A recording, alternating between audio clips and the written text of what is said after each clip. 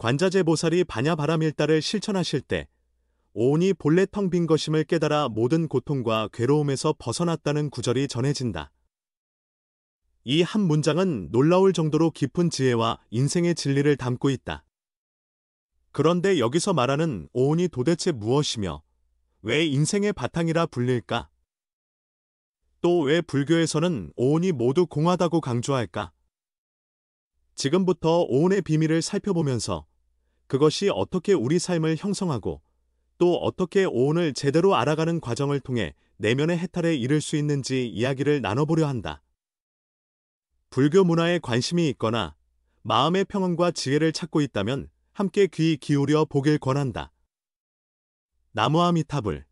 부디 모두가 마음속에 부처의 빛을 품고 기쁨이 충만하길 바란다. 오온이란 불교에서 자주 등장하는 개념으로 우리 몸과 마음 그리고 삶의 모든 활동을 이루는 5가지 요소를 말한다. 색, 수, 상, 행. 식이 그것이다. 이 5이 서로 맞물려 돌아가면서 우리의 감각, 행동, 존재를 형성한다.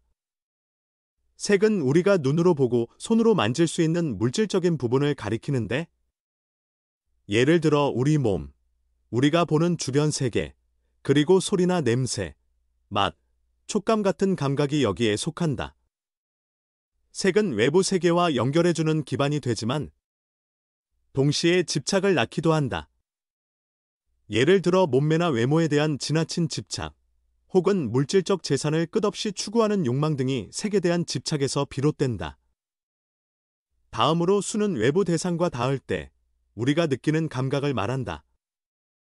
세상 만물을 접하면 3가지 감각이 생기는데 괴롭거나 즐겁거나 혹은 그 둘 중간인 상태다. 맛있는 음식을 먹으면 즐거움을 느끼고 귀에 거슬리는 소리가 들리면 괴로움을 느끼며 아무 생각 없이 배경음악을 듣는다면 중립적인 감각을 느끼게 된다. 문제는 우리가 이런 감각에 의해 이끌려 다니곤 한다는 점이다. 사실은 우리가 감각을 다스려야 하는데 보통은 감각이 우리를 휘두른다. 상은 우리가 대상을 개념화하는 능력이다.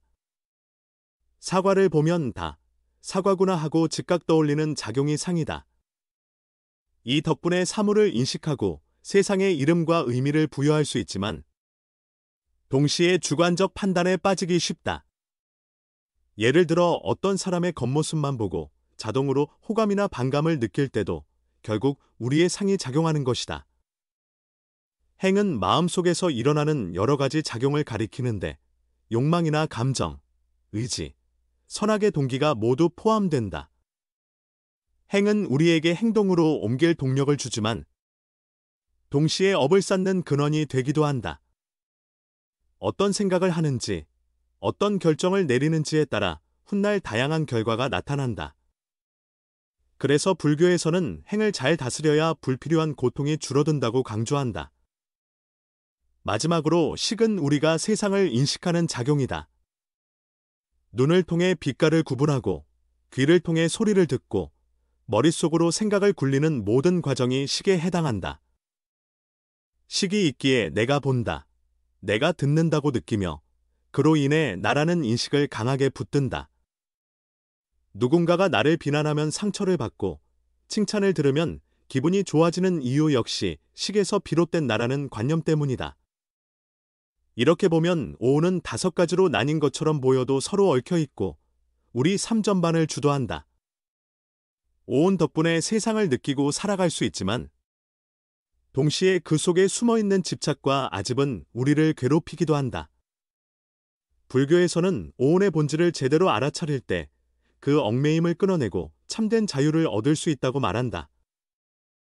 오온은 불교 철학의 핵심이지만 사실 우리 삶에도 그대로 녹아있다.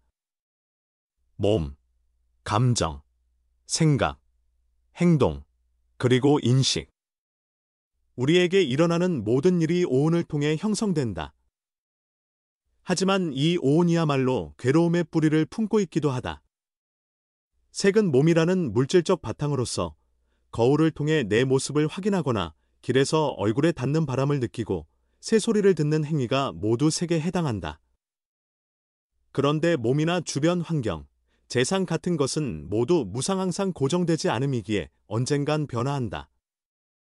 예전과 완전히 달라진 내 모습, 혹은 변해가는 자연을 떠올려보면 알 수 있다. 무상한 것에 집착하면 필연적으로 괴로움이 따른다. 수는 매 순간의 감각을 의미한다. 기쁜 감각은 더 많은 기쁨을 쫓도록 만들고, 괴로운 감각은 도망치게 만들며, 아무 감각이 없는 상태는 지루함을 낳기도 한다. 이런 감각은 파도처럼 일렁이며 우리의 감정과 행동을 이끈다. 예를 들어 맛있는 음식을 먹을 땐 행복하지만 그 맛이 영원하지 않고 곧 사라진다는 점을 깨닫지 못하면 또다시 불만과 허무함이 찾아온다. 이처럼 수 역시 끊임없이 변하기 때문에 여기에 얽매이면 온전한 평온을 누리기 어렵다. 상은 세상에 대한 우리가 붙이는 이름과 개념이다. 꽃을 보면서 아름답다고 생각하지만 사실 그 아름다움은 우리의 관념일 뿐이다. 이렇게 개념화하는 능력 덕분에 세상을 이해하지만 동시에 편견과 주관적 해석에 빠지기도 쉽다. 어떤 사람을 보자마자 호감 혹은 반감을 느끼는 것도 상이 작동한 결과다. 행은 우리 내면의 여러 동력과 심리 작용이다. 원하는 마음, 싫어하는 마음, 선한 의지, 이기적인 욕망까지 모두 행에 포함된다. 행은 스스로를 이끄는 힘이 되지만 그 방향에 따라 선한 결과가 오기도, 해로운 결과가 오기도 한다. 그래서 불교에서는 자기 내면에 일어나는 행을 잘 살피고 다스리라고 가르친다. 식은 인식을 담당한다. 보거나 듣거나 생각하는 모든 과정이 식이고 이를 통해 내가 보고 듣는다는 주관이 형성된다.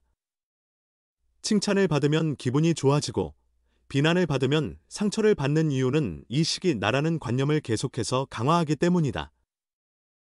하지만 불교에서는 이 나라는 것도 따져보면 오온의 작용일 뿐 본질적으로 고정된 실체가 아니라고 말한다.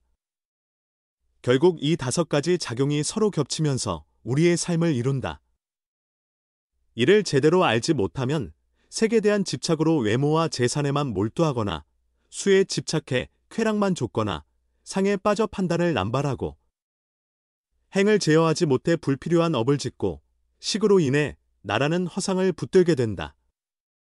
그리고 이것이 고통의 씨앗이 된다. 하지만 오온의 본질을 꿰뚫어 보면 그 안에 무상함과 무와 고정된 자아가 없음과 깃들어 있음을 알게 된다.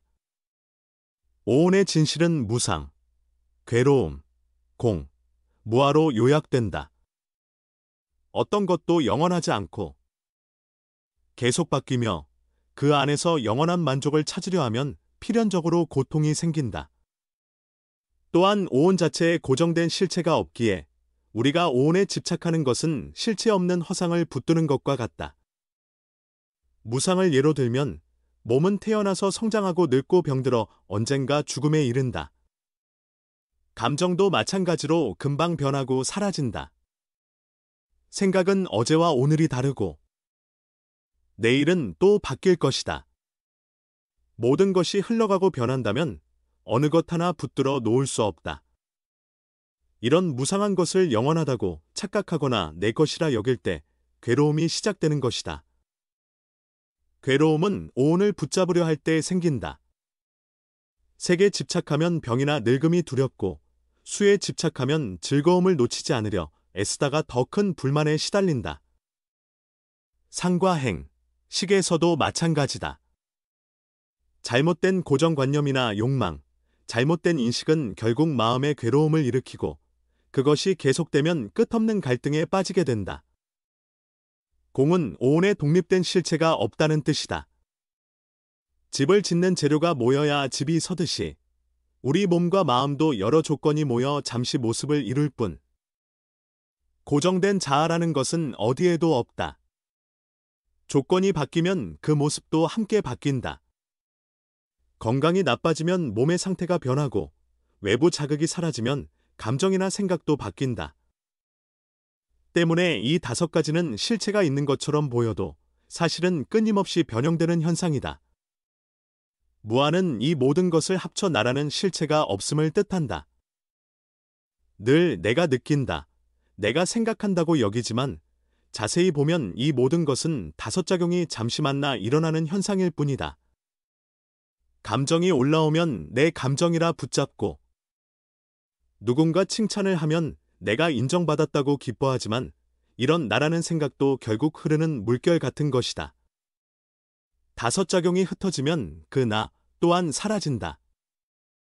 이런 오온의 무상, 괴로움, 공, 무아를 깨닫는 목적은 삶을 부정하거나 아무것도 하지 말라는 게 아니다. 오히려 이 원리를 깨닫고 집착을 줄여가면 더 넓은 마음과 자유로운 시야를 갖게 된다. 몸이 변한다는 사실을 알면 오히려 현재 내 몸을 더 소중히 돌보게 되고, 감정이 사라진다는 것을 알면 감정에 휩쓸리지 않게 된다. 생각과 행동을 주에 깊게 살펴서 어리석은 업을 짓지 않도록 하고, 나라는 환상에 갇히지 않음으로써 더 커다란 자비심과 여유를 갖게 된다. 불교에서는 이를 일컬어 오온을 텅 비었다고 말한다. 그 비어있음은 아무것도 없다는 뜻이 아니라 굳어있지 않고 끝없이 열려있다는 의미다. 여기서 우리는 더 이상 오온에 갇히지 않고 오온을 지혜롭게 바라보며 삶의 순간순간을 살아갈 수 있다. 그렇다면 오온이 텅 비었다는 깨달음이 어떻게 우리의 고통을 덜어줄까? 바로 집착을 내려놓는 첫걸음이 되기 때문이다. 몸에 대한 집착 때문에 고통스럽다면? 몸은 결국 변하는 것임을 알아차리고, 감정에 끌려다녀 괴롭다면 감정 역시 금세 사라진다는 사실을 인식한다. 생각과 행동, 인식에 대한 집착도 같은 원리다. 이것을 자꾸자꾸 관찰하고 익히는 것이 수행이다. 첫 번째로 중요한 건 자각이다. 지금 내 마음에 어떤 감정과 생각이 일어나는지, 그것이 어떻게 행동으로 이어지는지 살펴보면 그 과정이 오온의 작용임을 점차 알아차리게 된다. 두 번째로는 집착을 놓아보는 연습이다. 기쁨이나 괴로움이 올라와도 붙잡지 않고 그저 흘러가도록 둔다. 그러면 그것이 덧없다는 사실이 더 선명하게 보인다.